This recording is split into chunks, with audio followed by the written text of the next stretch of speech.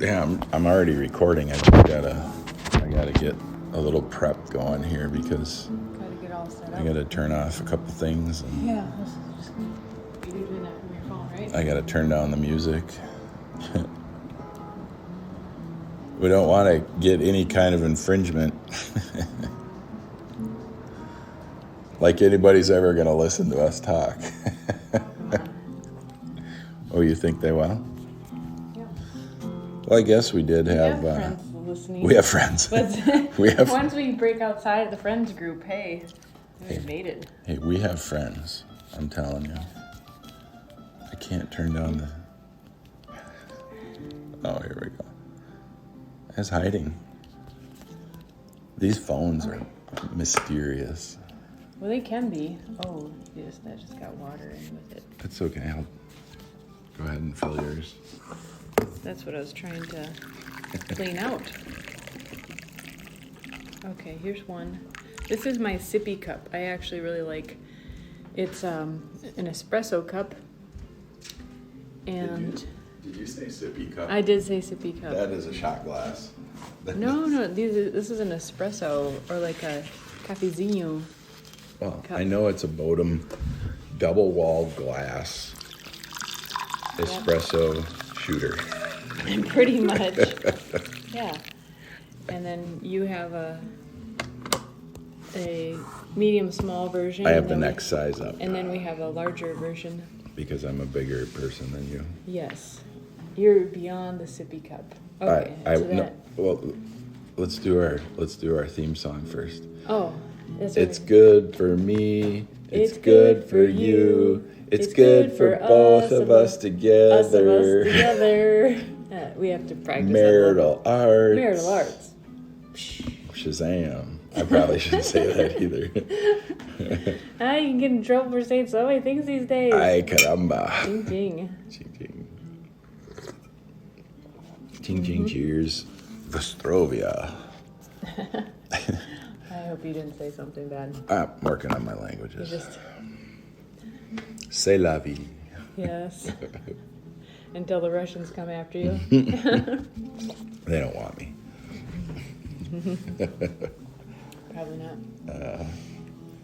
They're like, we already know all about him. No, they'd be like, we dealt with the Vikings a long time ago. We don't need any of those clans coming over here. So you said you had a topic. I have a topic that is very germane to marital arts. Well, as long as it's germane. Since it's germane. Quote from the House Bunny. We just, well, I think they use that word other ways, in other circumstances. Yeah. But yeah. On our meeting last night, by the way, House Bunny quotes were rolling. I did not say them, but... Rolling through your head? Yes. Oh, jeez. Anyways. Funny stuff. We'll have to talk about House Bunny someday and why it's one of our favorite movies. Yeah. And you may be rolling your eyes right now. No, I'm not. You can see. You mean other people. Uh-huh. Okay. So we learned a few days ago, and I've only heard about it, I have not read anything, that Bill and Melinda Gates are getting divorced.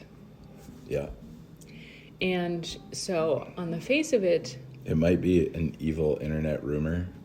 So we can talk about the concept of it. Yeah. Okay. Yeah, because I don't really ever want to do news or pop topics. Well, we can turn it into just a topic that, does... What would you do if you were splitting $127 billion? We can go that way. If you were splitting it? Well, that's how much they have. Yeah. That wasn't the question I was going to go for, John. You ask your question. Yeah. Can money really...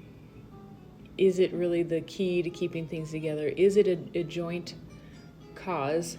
I mean, because I would think that truly if a couple is doing something that they think is beneficial to a small or large group, that, it's like having a family where, that can be a very motivating factor to make things work. They do have the Bill and Melinda Gates Foundation.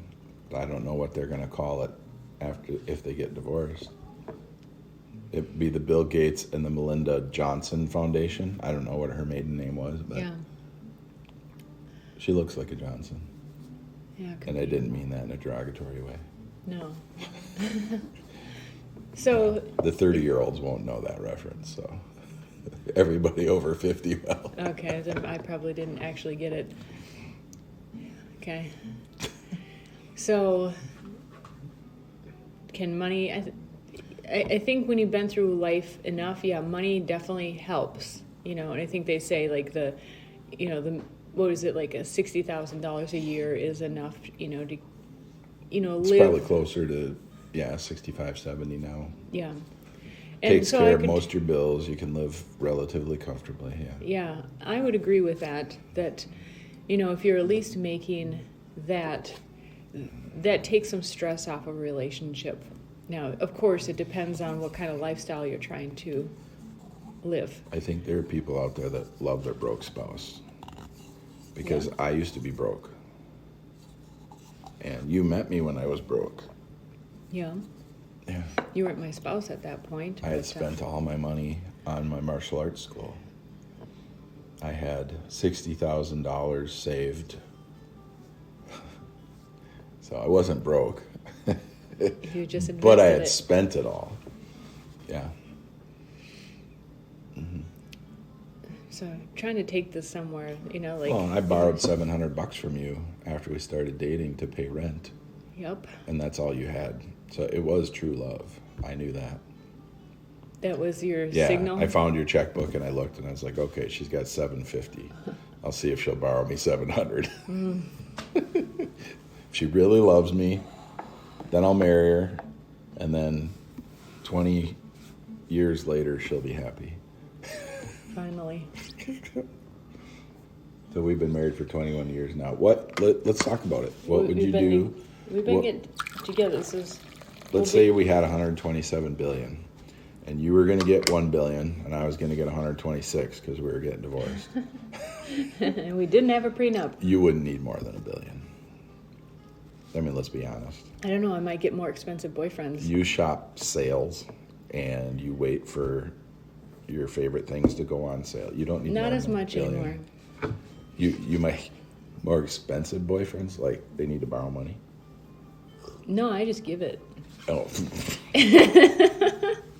Wow, the truth comes out. I don't remember because it was like, Is this I think marital. We haven't gotten do there. I have to pay you back or just marry you? So I think it was we got married. Marital art, probably number 9 is truth, because you don't want a lot of truth early on. Now that we've been married for 21 years in November this year, then, or There you go. now I can handle the truth now. So you said you'd have boyfriends. You might be able to buy down the number of boyfriends with the billions. Oh, wow. Yeah. So an extra billion gets rid of a boyfriend? Yeah. But if something I was like that. divorcing you, why would I care? I don't know. Why did you make it a big deal? Even this hypothetical circumstance. Because You're like, you'd have I'm a guy, boyfriends? and I'm jealous already. I'm like, because I haven't had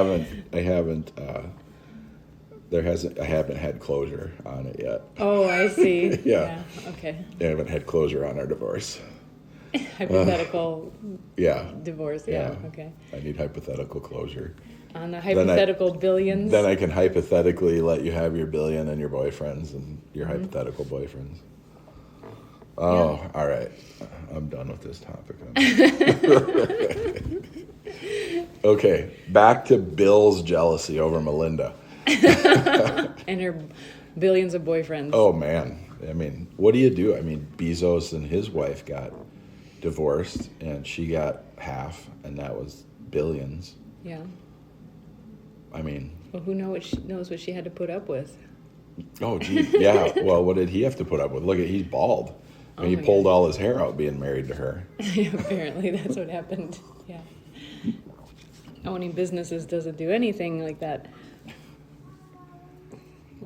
See, that's what Maggie Maggie's says. objecting. She's like, it would happen. Stop pleading, Maggie. Come out here and grab a seat. She's really exploring a new range. Yes, she is. Okay, so what was your original topic? Now that we've been going around in circles. Well, it was basically... Does money keep you married? Money, or does it... and then, assuming, let's just hypothetically presume that it is true that they're getting divorced. Yeah. Something very... assuming that it is also beneficent, the Bill and Melinda Gates Foundation. You would think that, because as an individual, having a higher purpose, something beyond you, doing something that benefits others, can take you out of depression. We think the billionaires are getting divorced to show us that money doesn't conquer all. Money doesn't create happiness. Not deliberately, but I they're think, all smiling. I think, quote, the universe shows us these things. Even when they talk to Bill Gates about the problems with vaccines, he still smiles. Maybe so he's happy all the time. Okay. Yeah. Then a lot of money. That's not a problem. Okay, maybe this wasn't going in a direction that I thought might be a good... Well, we do know a couple that said that they could not get divorced because they didn't want to split the money. Yes, and it was not billions. So money can keep you married, evidently. Yes. It can keep you in a bad situation. Uh-huh. I like the ones where, if you ever watch on the YouTubes, where they show... Where do I get to see the YouTubes? Well, if you go on YouTube, there's mini tubes. Oh, okay. Mini tubes. Like everybody says my YouTube. Uh-huh. So if there's 10 billion people or 10 million people on YouTube, that means there's 10 million YouTubes. Okay. So if I go on the YouTubes. Yeah. And then. So if you go to, I'll say it this way, if you go to watch the YouTubes. Oh. Right? Okay. Yeah. So if you're watching YouTubes, are you a YouTuber? I think so. Probably. Mm-hmm. And you see the people who, they do a fake, I'll tell you about another fake thing. So they do a fake check. The person comes to the door and says, "You've won Publishers Clearinghouse." And they give the check to the woman, and the woman runs in and she goes, "We're getting a divorce." Oh, gosh. Yeah. And there's another one where guys now are punking their girlfriends or their wives, and they're saying, so you're sitting in a car with me, like let's say we're in the Squatch Yoda, and we're sitting there, and I look at you and I go, "If I cheated on you, would you divorce me?" And you're like, "What?" And then I go, "Well, just answer the question. And you say, "Well, absolutely." And I go, "Well, I don't think you think it's really that big a deal. Like if I cheated on you, you'd divorce me?" And you're like, "Yeah." And then I go, "Well, I better stop then. I didn't know it would be that big a deal." The guys seen guys doing this to their women. Wow. Or woman. And I'm like, wow. And then the one I saw yesterday, the gal goes, "You weren't the only one that cheated." And she gets out of the car, and he's like, "Oh, shit." He's like, and that's what they're trying to do. They're trying to figure out if their spouse or their ex or their soon-to-be ex. Soon-to-be ex. Wow. Yeah, it's not, I don't think that's the thing to do. And then you told me about this one, and then you showed me what is the one where he's like, "I take your arm and your leg," or something? Oh, yeah, no, the wife comes in. These women wake up their guy from a dead sleep and say, "If I divorced you today and told you to get out, what would you take with you?" And the guy wakes up out of and I don't know if it's fake or not, but his response was hilarious. He goes, "I'd take your arms, your legs, and your head." We're going to have to put links to these videos because they're pretty funny. It's pretty easy to find based on the words. So if somebody says... Which keywords would you use, John, to find that YouTube... Wake your guy up with divorce question. It's pretty simple. Okay. Yeah. And you'll just get a whole stream. You'll probably get a lot.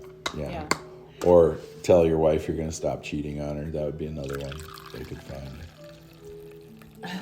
Well, first of all, also the guy's got to be a pretty good actor, And I think guys in general can be. Everybody's a pretty good actor.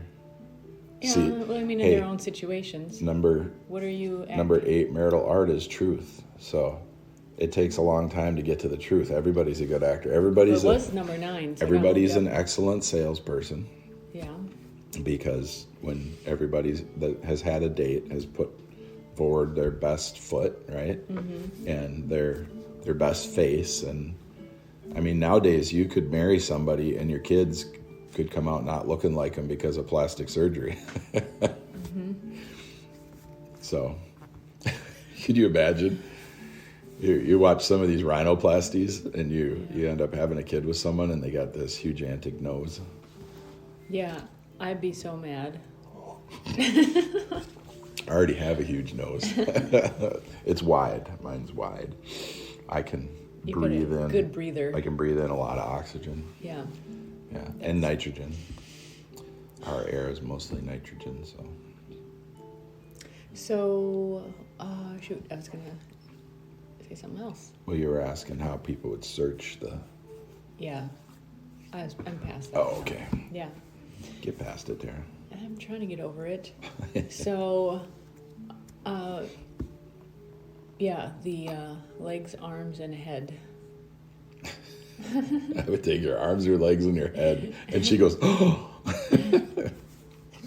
So not all of them are like the women are like, well, I didn't think it was that big of a deal, or maybe, or they didn't. What? It didn't always get turned around. There's different, The cheating one? different circumstances. Yeah. No, they all react kind of the same. A couple of them I saw said the same thing. You weren't the only one that's been cheating, or you're not the only one that's cheating. Yeah, so, and people know. That's why the guys are doing it, right? They want to find out, and they're trying to figure out a way to find out. Mm-hmm. You know, if they can't track their phone, or they can't follow them, or they, you know, and a lot of times it's a, you know, you get indications from friends, right? So somebody might know somebody that saw something, and then they tell someone, and it comes through the grapevine. I just put cameras in our cars, and I track your phone, so that's, you know. I make it easy. It's really easy. Yeah. You're like, I park the car, leave my phone, and I ride the bus. You know all my boyfriends. Because I don't need any oil, I ride the bus. I know all your boyfriends, yeah. That's why I had to get a bigger vehicle, so I could, like, all of them. All of them. None of them have vehicles. They're all broke. That figures. That's what happens nowadays. Yeah. All these broke guys hitting on married women. He said he just needed a ride, like his car was in the shop. But yeah, I'm sure. maybe. I'm sure. Yeah, his Ferrari's in the shop. You know, that's not easy to do. Like, you have to bring it to Chicago or something. So. It depends if you're going to an official Ferrari dealer. There's one in Minnesota. Is there? There's got to be one in almost every state. Maybe not Montana. Well, maybe like the primary states. Primary states? Yeah. I mean, don't know if you all know what the primary states are, but Minnesota's on the list. History lesson from Tara. You're funny. I'm glad you think so. Apparently, I've been getting funnier. So, John, how have I been getting funnier? Well, you know, you, like we said in our last podcast, you become more like your spouse, right? Oh, and you're hilarious. And I've always been funny. Yeah. So, well, you're quick and you're witty, so I'm hopefully fun, I'm funny looking. So I don't think you're too funny looking. that's so reassuring. Thank you. So I'm getting wittier and faster. Remember, marital art number 8 is truth. Truth. We're not there. We're on 6. Oh, but we're mentioning 8. So it's we're still kind of staying active. This number 6 is staying active. So. Okay. So we are bantering. That's part of the activity. Yeah. I'm teasing you. You're giving me anxiety. You know, that's. Like.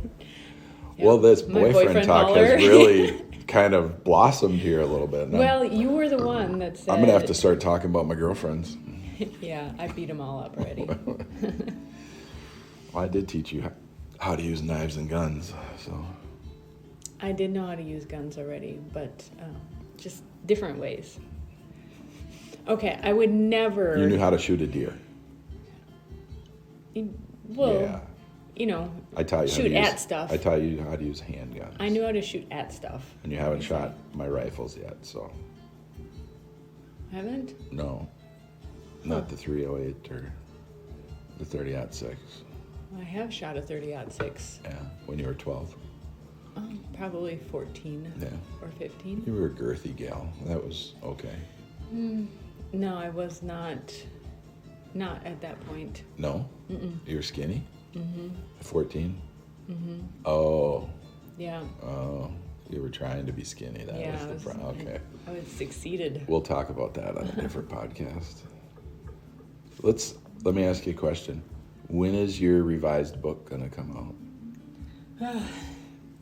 I have a scheduled class in September, so that gives me a goal date to work on having it revised. Oh, you're going to teach? Yes. Really? Yep. I didn't know that. You were there when we scheduled it, but, Here I thought I was going to give you a little anxiety. No, no, it's always just good thinking to... about my work schedule is anxiety. So it's nice to take these little breaks and, kind of have this moment in time where we're doing our thing here. Mm-hmm. Yeah. Well, good. That's going to be... I know, it's only been like 5 years that you've been trying to get me to revise it. That's going to be spectacular. I'm excited. Well, I actually did learn about a new type of typing. So the book is essentially taking these ancient traditions of body typing. Yeah. Doshas from Ayurveda. It's also the constitutional types from traditional Chinese medicine. But in the years since, I actually wrote it 11 years ago. And the great challenge of actually writing something down in a book is that it is captured in time. Yeah. And so I've learned from other authors that you just have to write it and let it go. And probably this is how people become serial authors, because you learn more and then you write something new and you revise on that or write on a new topic and build upon that. So I've wanted to revise this because it's you learn new stuff and you're like, oh man, I don't want to be called out on that because I've learned stuff since. And I've also learned new... Imagine if the founders knew what they were going to be called out on. Oh, man. You think they would have wrote the Declaration of Independence and the Constitution? Well, I would imagine those types of people still would have. Sometimes you just got to write it and let it be. Well, that's what I've learned from other authors is you write it and you let it go, and also having dealt now running a business with thousands of people who are students, followers, and so forth. Yeah. There is I care greatly, and sometimes that's a fallback. It's a fault. A fault is because when you care a lot about how people are receiving the content, your site, and so forth, it also, it's a good quality as far as customer service. You do want to care, but it also leaves you very open and vulnerable. Mm-hmm. And to a certain degree, you have to just let it go. You hear about even big podcasters, and we'll say might as well just say Joe Rogan. Mm-hmm. He's on Instagram a lot and Twitter and stuff, but they all find a point where they just say, I don't look at the comments, or I can, that just takes me in a downward spiral. And unfortunately, it's true. Mm. And I'd say in the business that I run, there are a lot of really wonderful, well-meaning people, so we don't get a lot of that, or at least at this level. But it is a strange conundrum. Well, you can't have thousands and thousands of people and then have one person derail you. Mm-hmm. That's... So hence the founding fathers. Right. I think they must have been, full of grit, just knowing too that... Well, they knew they were going to lose everything. And that's the ultimate. Yeah. In this life is, if you're a person of faith, well, some faiths believe that there's an afterlife or another life, so it might be easier to say, well, this is my lot in this life. Mm. But I think that the founding father types would be, would have been were up to the game. You know, I mean, they were actually facing people, you know, like instead of commenting That were trying to kill them. Yeah. Or unhappy, you know, they were walking into buildings, I'm sure, where there were the crowd that was supporting them, and there were the people that were throwing stuff. Well, supposedly it was only 3% of the people that wanted to change and fought. Well, maybe they were 3% that actually fought, and I could see a lot more by what's going on in today's world with C-19, that there are people who are on board with a different point of view, but they won't act. It's very hard, and I'm just even speaking for myself personally, to be that one who's acting differently.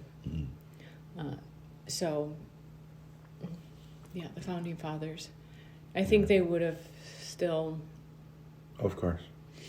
Of course. Yeah, they took all the power and they gave it back to the people. And that's what we're working on now. You know, the Constitution has to be reconstituted. And then everything is taken care of. Then we can have a free society again. We can have a wonderful place to live.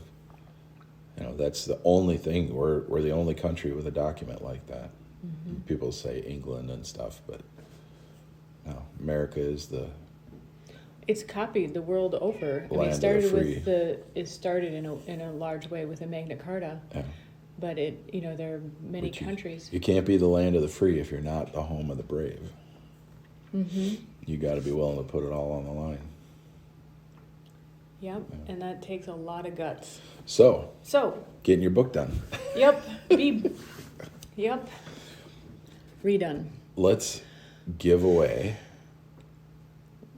before it's even done. Yeah. Let's just have a contest. Whoever contacts us first. Yeah. We haven't even, for the book? For your book, yeah. Yeah. Whoever listens to this and says, I'm going to contact me at Jon Backlund on Facebook or Jon Backlund on Instagram. JONBAKLUND, one word. And I will keep track of that, and we'll give away 2 of your books. So we haven't even said the title. As soon as they're published, yeah, then we'll send them out. Yeah, as soon as they're printed. Yeah, available. Yeah. Yeah, so get after it. Jon Backlund at Instagram, Jon Backlund on Facebook. Hit me up. 2 lucky people are going to be winners. So a marital art of encouragement and of your spouse, supporting your spouse. You've been highly, highly, highly encouraging of me first writing that book and then revising it and getting it out. And maybe not to direct it directly towards me, but maybe just even commenting on the supporting your spouse. I'm going to leave that wide open. Sure. Well, No, I'm going to back up one more step. All right. There were several years early in our marriage, quite a few years early in our marriage, where, I'm a person that really likes to do something. Like, I wouldn't have been opposed to having a outside job and that kind of thing, but you supported me in our marriage to basically be at home, do my own studies, do my own thing. Well, So you had 2 or 3 jobs when I met you, and I think you had 3, and then you had 2 jobs after we got together, and then we got you a better job through strategy. You speak multiple languages, and you said you were going to apply for the ESL teacher, English as a second language, at the high school. And so we sat down and strategized, and you were new to the job market per se. I'm to that level. I'm a little bit older than you, and I had a lot more jobs. And so we strategized you getting a very good rate of pay for that position. And I told you, ask for this, and then go into the meeting, talk to them a little bit, answer some of their questions, throw out a few phrases in Spanish. They will be very impressed because you're a very natural speaker. You're not like hablo inglés, dos cerveza por favor. the way that you speak other languages, when we go to other countries, the people think you're a native speaker. And they're very impressed when they find out you're an American. Yeah. And so I did get asked, how did you marry an American? Yeah, that was hilarious. I had to pay him. I had $700.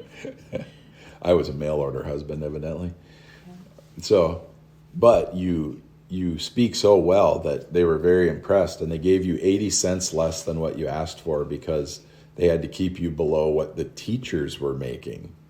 And with a degree. With degrees, and fully vetted, and they hired you basically on the spot. And then I told you to leave the meeting early. So you tell them, I have another appointment I got to get to. If you guys want to talk to me again, feel free to call me. And then you left, and I'm sure they were going crazy. They were like, oh my God, we got to get her. And you got hired.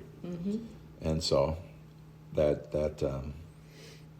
that was a better job. So you could then only have to have one job, and then you were translating and interpreting and doing that kind of stuff. And then when I started making better money, and I said, you could stay home if you like, but through cooperation and encouragement, I said, you can't just stay home and do nothing. You have to work on yourself. So you were, and that might sound chauvinistic of me or sexist, and that's fine, but you were having many health crises. You were in the process of getting healthier and becoming stronger. Your health issues were important to fix. And significant emotional stuff due to family issues. There was that. So you you read constantly, you started training yoga, you went through 500-hour teacher training in yoga, and it was a lot more time than that with the yoga you were doing, and it was really great. And you were training martial arts, and we were doing all the stuff we were doing. And so you I like to say it this way, you got to stay home for many years, and then when opportunities arise, and we decided to do what we're doing with the Institute, and now you direct that and run that, and it's all been good. It was very fortuitous that I had that time and space, and now it's terrific running and operating the Online Herbal Institute and expanding with other teachers and creating online schools for them in herbalism and astrology. And it absolutely has given me more appreciation and respect for what you've done over the years, having to deal with stuff in business, and I work with wonderful people. I mean, I'm so fortunate in the opportunities, the terrific people, getting to work from home, all sorts of things, and it's still tough.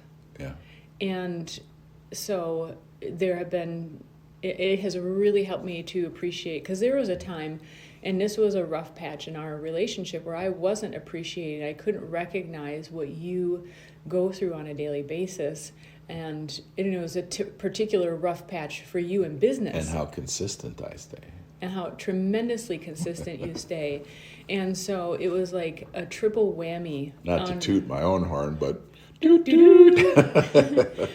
No, I will say too that when we first got married and we started to experience those problems from your family, and I was starting a business, growing a business, newly married, and we had problems with your family for 10 years, at least. And off and on. And so I'm just going to toot my own horn a little bit, because, keeping it real, it was hard, but I'm a very consistent, a lot of people will say I'm bold, a lot of people will say I'm aggressive, a lot of people might say I'm an asshole, but I know what I need to do, I do what I need to do, and I keep the bullshit out of my life. And I was that way before we met. I was a business owner. I was doing multiple things, and I could not put up with anything that didn't work.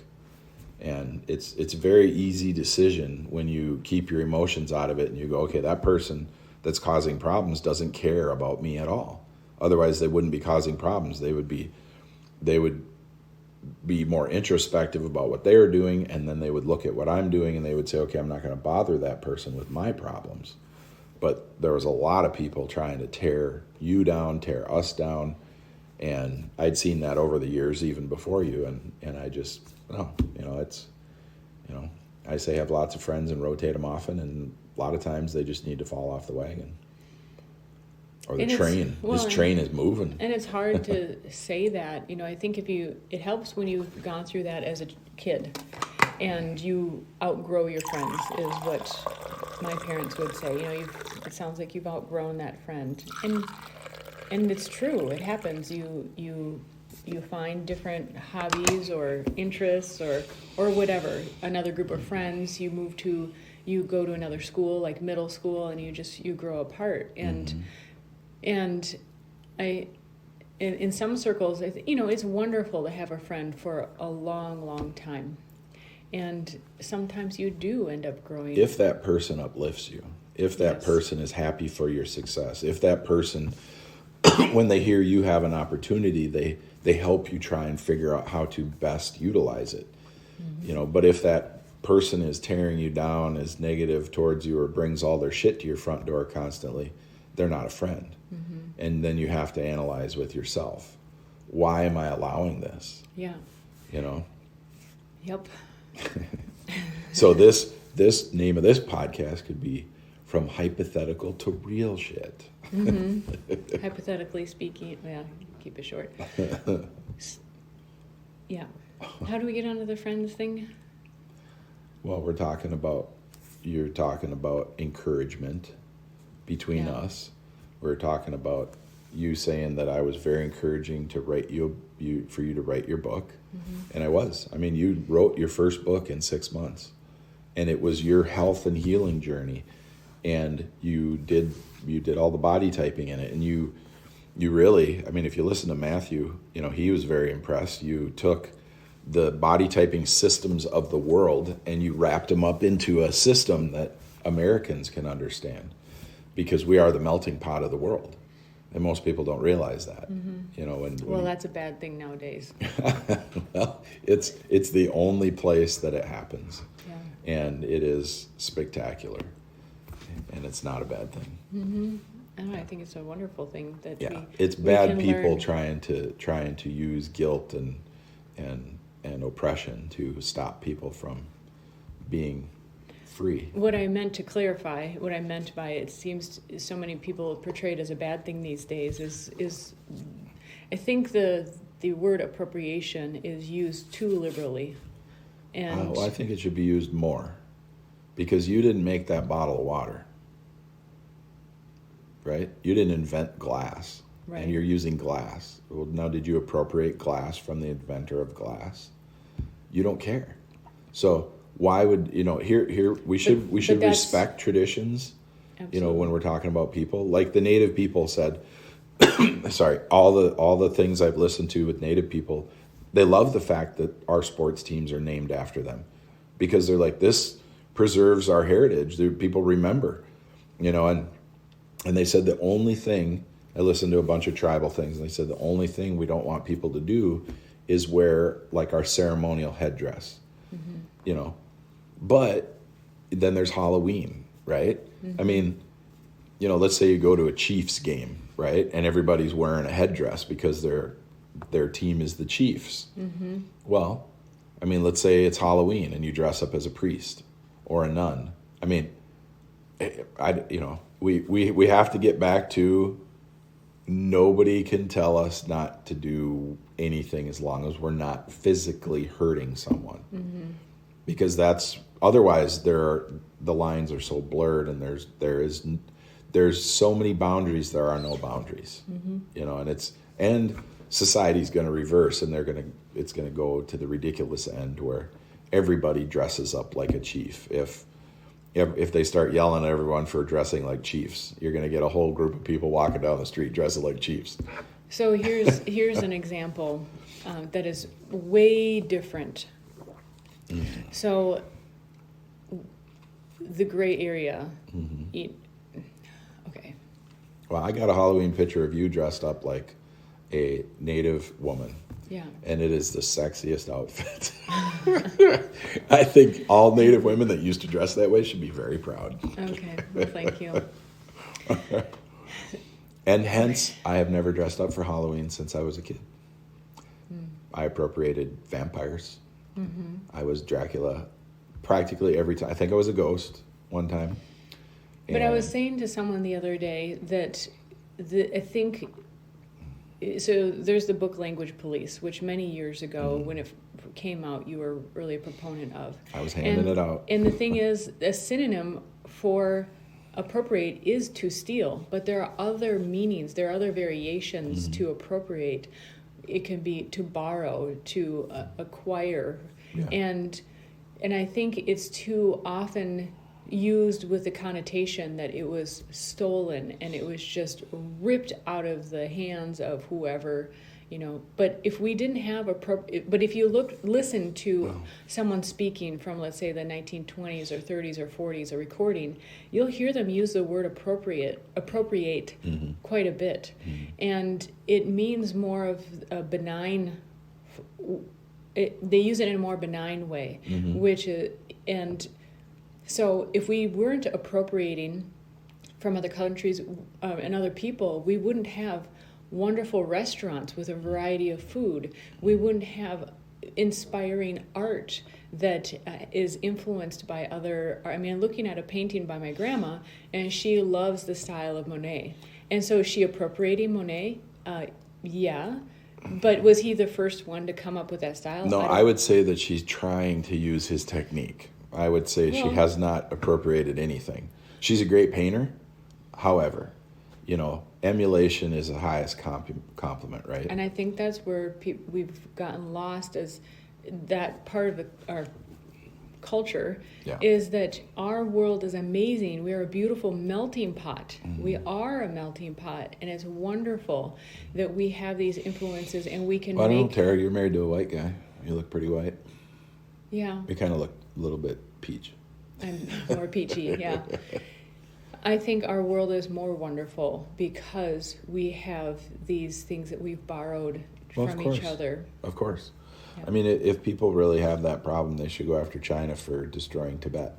I mean, let's address the big issues. They should go after China for abusing their own people and sequestering people that they have let into their country. So what I was getting to is, if you're not clear on what is like truly stealing and in a bigger sense, what happens is, and I've had people in my life say things like, well, what you said just hurt me. And it's like, for example, you're so positive, you're negative. And it's like, is that me that's a problem, or is that your interpretation? It's the person having a problem. But that's what I mean, though, and I think you were saying too, is that if we don't delineate and it just goes to, you're not physically hurting me, we're fine. Well, for me, this is the definition of emotions, right? When you have an emotion, it's because you are overwhelmed by something, right? So if you get angry, it's because you got overwhelmed. You're not able to deal with something in a calm, rational way. If you get overly excited, you're not able to deal with something in a calm, rational way, right? And I don't mean that everybody should be on this baseline, consistent, monotone burr all the time. It just means something, or you get surprised, right? Somebody scares you, you get scared, and then you start yelling. Well, you couldn't deal with your own fear, right? And you're mad that somebody did that to you. And which is okay. I don't have a problem with somebody yelling at somebody, But if people react with their emotions, we were talking about this with a person last night, then you're going to have people killing each other.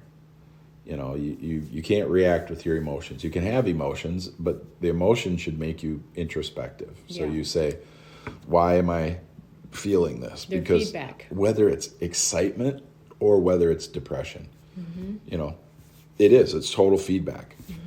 It's information. And I'm going to jump to fighting, right? Because I'm not going to blend this very well. If it has to do with appropriation. So if you make me angry, I'm not able to deal with what I just heard or just saw or just learned, right? Mm-hmm. So it's like a reverse appropriation, and it's not, I don't have it worked out, so I'm not going to say it. I'm not going to finish it. I'm going to go. It is a strategy. Well, I'm going to go to fighting, right? So let's watch the UFC. Did the winner appropriate the victory from the loser? I mean, to what level do we stop? Once we allow all this to happen, once we allow all these emotions to take over, they never stop. Mm-hmm. And nobody that wants to get rid of a group of people will ever be satisfied until they've killed a lot of people. And actually, in the fighting realm, and there's neuroscience behind this, it is a strategy to get your opponent worked emotional. Up. Yes, get them emotional. Because they can't respond properly. Right. Mm-hmm. And they'll be mad, and they'll think they're going to hurt you, and they'll open themselves up, and they'll get knocked out themselves. Yeah. Mm-hmm. Yeah, so, appropriation is really a joke to me. And it's a good thing, because how many people go to college and learn?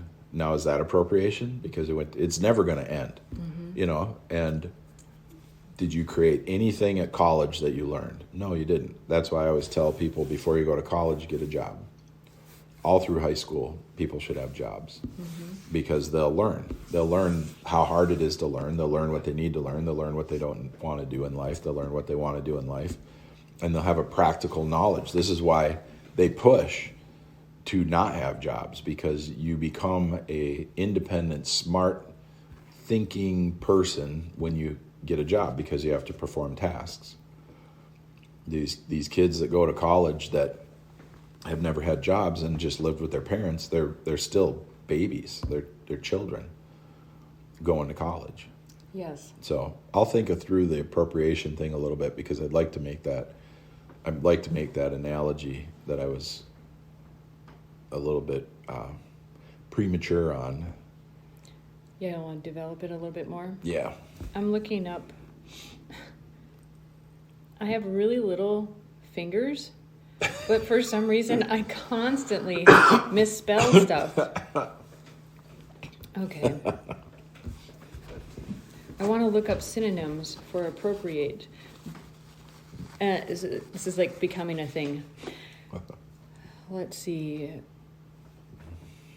Make one's own. It comes from Middle English or late Latin.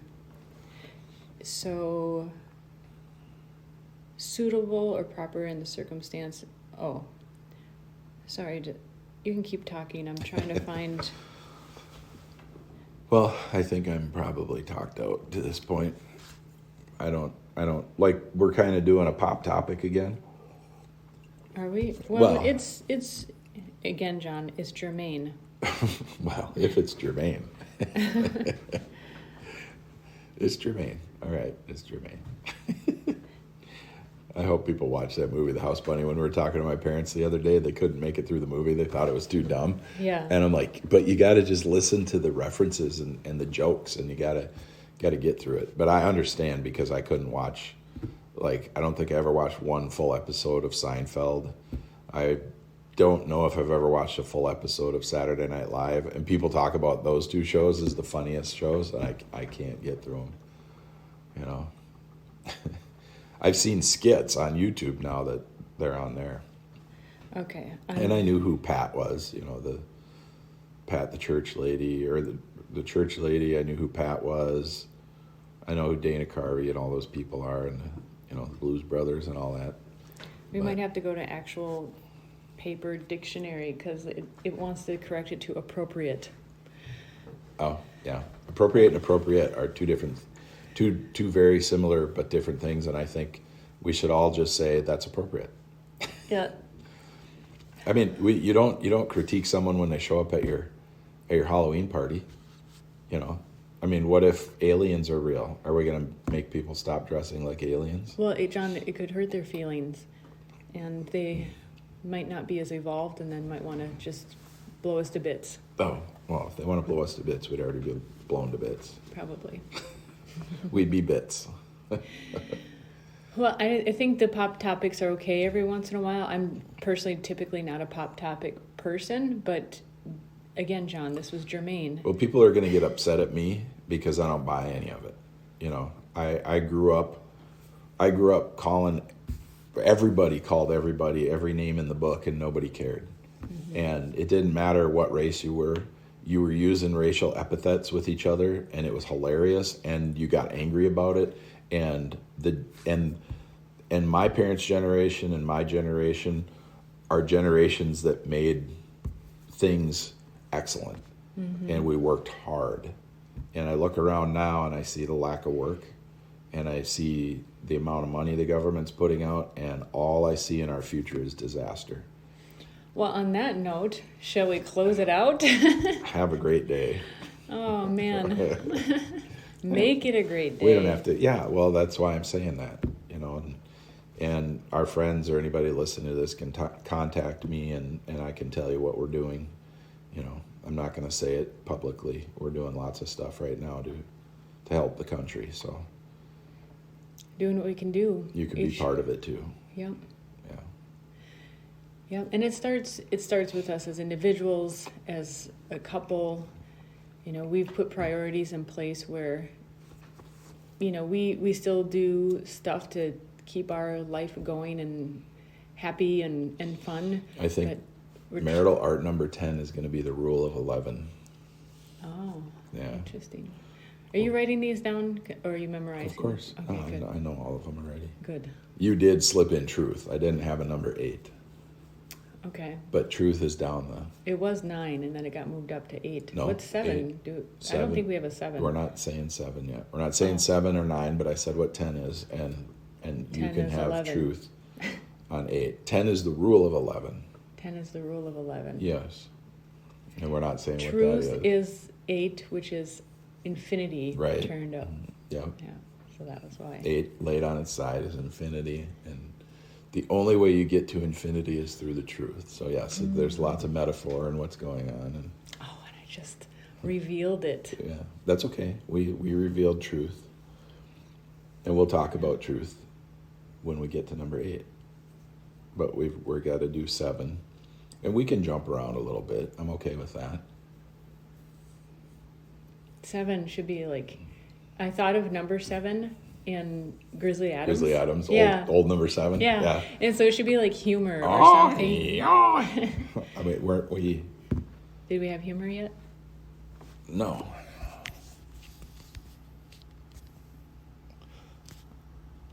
What? Yeah, we don't have humor. Yeah. Well, that could be number 9. Why not number 7? Well, number 7. I have a number 7, but number 9. Do we? Number 9 can be. We can move them around. Humor. We could. Well, this is a work in progress. It's not recording still. Yeah, it is. Oh. Yeah, I'm recording. Okay. All right. Well, they might move around, and eventually you can read about it, and once we get it all sussed out. The rule of 11. Another funny reference. If you've ever seen those Irish guys in a elevator trying to do the voice activated elevator, it's hilarious. Maybe we should end on that note. Look that one up. Go to YouTube. The YouTubes. Irish elevator 11. Yes, those keywords should get you there. And humor.